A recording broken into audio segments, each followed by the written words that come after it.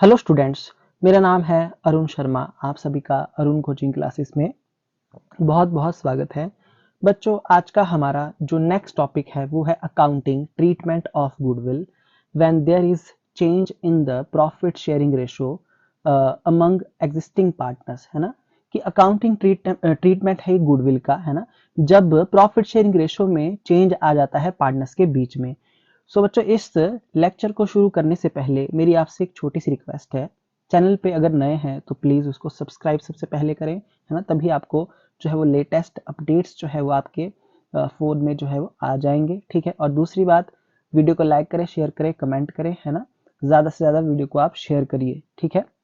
तो ये ज़्यादा जो है बच्चों तक पहुँच जाएगा। और दूसरी बात जो है, अगर आप मेरे कोर्स को परचेज करते हैं बच्चों, है ना, जो मैंने +2 का अकाउंट्स का कोर्स बनाया है, ठीक है।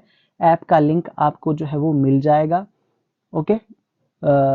इन केस अगर आप उस कोर्स को परचेज करते हैं तो बच्चों आप मुझसे पर्सनली बात भी कर सकते हैं, ठीक है।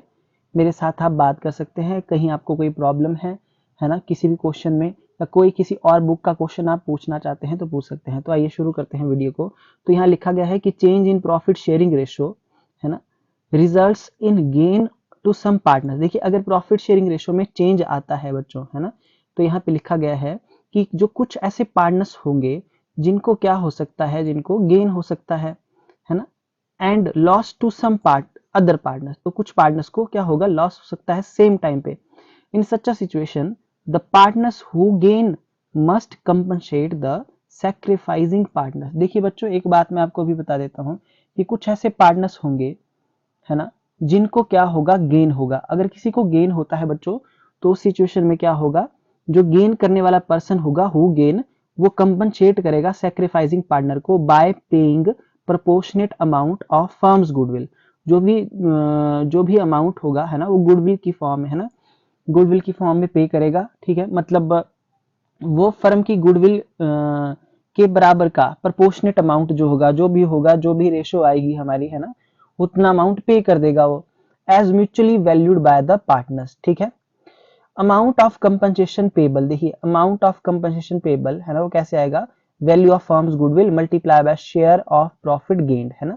जितना उसका गेनिंग प्रॉफिट होगा उससे मल्टीप्लाई हम उसको कर देंगे, है ना, और उतना अमाउंट जो है सैक्रिफाइसिंग पार्टनर को क्या हो जाएगा, पे हो जाएगा। तो प्रैक्टिकली मैं आपको करके दिखाऊंगा इसको कैसे करेंगे, ठीक है। नीचे क्या लिखा गया है, देखिए कि value of such goodwill is not paid in cash. देखिए, ऐसी जो गुडविल होती है बच्चों, है ना, उसको कैश में पे यहाँ पे नहीं करेंगे, ऐसा लिखा गया है ना, कैश में पे नहीं किया जाता।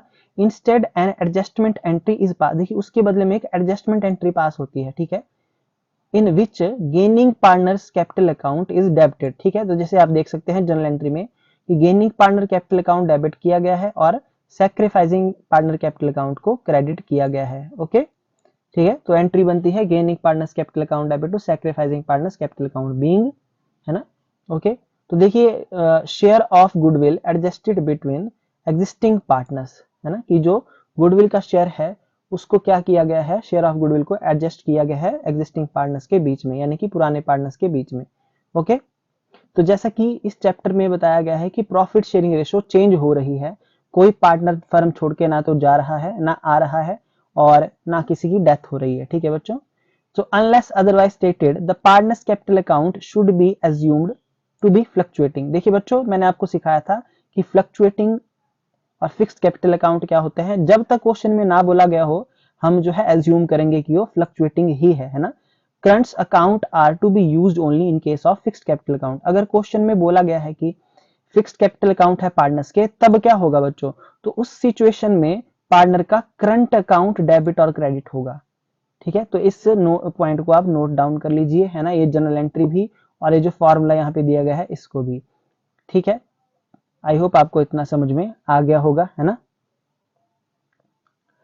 सो नेक्स्ट टॉपिक है अकाउंटिंग स्टैंडर्ड एज 26। तो देखिए, जो अकाउंटिंग स्टैंडर्ड है 26, वो हमको क्या बताता है ना, ये है इंटेंजिबल एसेट्स के बारे में।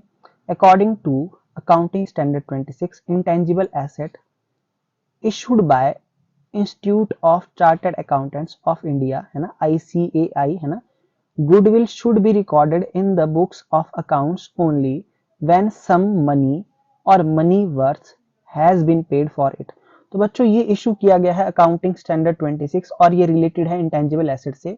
तो इसके अकॉर्डिंग क्या होता है ना, कि जो गुडविल होती है बच्चों वो इंटेंजिबल एसेट होती है ना, और उसको बुक्स ऑफ अकाउंट में तभी रिकॉर्ड किया जाता है जब उसके लिए कोई मनी पे किया गया हो, है ना, यानी उसकी कोई मनी वैल्यू हो और उस मनी जो है वो पे किया गया हो।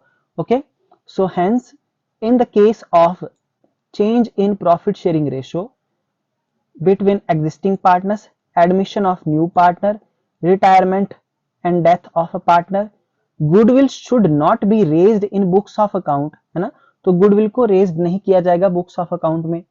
ठीक है, अगर ये सिचुएशंस होती हैं कि अगर प्रॉफिट शेयरिंग रेशियो चेंज हो रही है ना, नए पार्टनर की एडमिशन है, पुराने पार्टनर की रिटायरमेंट है या डेथ हो गई है ना, तो उस केस में गुडविल बुक्स ऑफ अकाउंट में रेज्ड नहीं होगी, है ना। So goodwill under such circumstances should be adjusted in the books of accounts through partners capital account और करंट अकाउंट। तो ठीक है, उसको क्या किया जाएगा, उसको गुडविल को एडजस्ट किया जाएगा, जैसा कि मैंने आपको ऊपर जो है बताया, अभी ऊपर मैंने आपको एंट्री बताई। ठीक है, इफ गुडविल ऑलरेडी अपेयर, देखिए अगर यहाँ पे ऐसा लिखा गया है इफ की क्वेश्चन में कि goodwill already appear in the balance sheet, है ना, देखिए ये लाइन अगर लिखी गई होगी, इसको आप चाहे अंडरलाइन कर लीजिए या नोट कर लीजिए, दैट मस्ट बी, उसको क्या किया जाएगा, रिटर्न ऑफ किया जाएगा ओल्ड रेशो में। तो बच्चों ये लाइन आप नोट डाउन ही कर लो, है ना, ये पैराग्राफ आप नोट डाउन कर लो, ये आपके काम की चीज है, ये बहुत इंपॉर्टेंट है, और वो जनरल एंट्रीज भी और नोट भी। ठीक है, कि अगर आपके पास जो है वो ऐसा लिखा गया है कि बैलेंस शीट में ऑलरेडी जो है वो गुडविल अपीयर है, तो बच्चों उसको राइट ऑफ किया जाएगा ओल्ड प्रॉफिट शेयरिंग रेशो में। ठीक है, अच्छा जी, उसके बाद देखिए हमारे पास यहाँ पे क्या दिया गया है, ये ट्रीटमेंट दिया गया है एग्जिस्टिंग गुडविल का, है ना, जो गुडविल ऑलरेडी अपीयर है बुक्स में, है ना। तो देखिए उसको राइट ऑफ करने की एंट्री क्या है, if at the time of change in profit sharing ratio, है ना, जब प्रॉफिट शेयरिंग रेशो हो रही है बच्चों चेंज, तो goodwill already appear in the books, ऐसा अगर क्वेश्चन में लिखा गया है ना, so it is written off between the existing partners, है ना, इन देयर ओल्ड रेशो, जो भी ओल्ड रेशो दी गई होगी उसमें ये राइट ऑफ हो जाएगी। जो उसकी जनरल एंट्री लिखी गई है, लिखिए आप यहाँ पे पार्टनर्स कैपिटल और करंट अकाउंट, है ना, अगर फ्लक्चुएटिंग है तो कैपिटल, फिक्स्ड है तो करंट अकाउंट, डेबिट करेंगे उसको ओल्ड रेशो में to goodwill account, existing goodwill को राइट ऑफ कर देंगे। ठीक है, ये एंट्री है, लिखिए एग्जिस्टिंग गुडविल, है ना, ऑफ, है ना, return of in old profit sharing ratio. तो बच्चों ये था आपका मतलब एग्जिस्टिंग गुडविल का जो है वो ट्रीटमेंट और उसकी एंट्री, है ना। तो इसको आप नोट डाउन कर लीजिए कॉपी के ऊपर। सो बच्चों आज का हमारा जो लेक्चर है वो यही हो जाता है खत्म, है ना। सो वीडियो को बार बार आप देखिए, है ना, कहीं कोई डाउट होगा तो आप पूछ सकते हैं, है ना, और पर्सनली अगर आप मेरे साथ बात करना चाहते हैं सो आप मेरे कोर्स को परचेज कर सकते हैं। मेरी ऐप का जो लिंक है आपको मिल जाएगा, है ना, मेरे चैनल पे आप मेरे जो है वो प्रोफाइल में चेक कर सकते हैं, वहाँ पे ऐप का लिंक आपको प्ले स्टोर से आप जो है उसको डाउनलोड कर सकते हैं और ऐप को परचेज कर सकते हैं, कोर्स को परचेज कर सकते हैं, जो +2 का कोर्स है ना, चाहे वो CBSE बोर्ड हो आपका या HP बोर्ड हो, है ना, कोई भी बोर्ड हो, स्टेट बोर्ड हो या CBSE बोर्ड हो। सो चैनल को प्लीज़ लाइक करें, सब्सक्राइब करें, बेल आइकन को प्रेस करें, वीडियो को लाइक करें, शेयर करें, कमेंट करें। Thank you so much.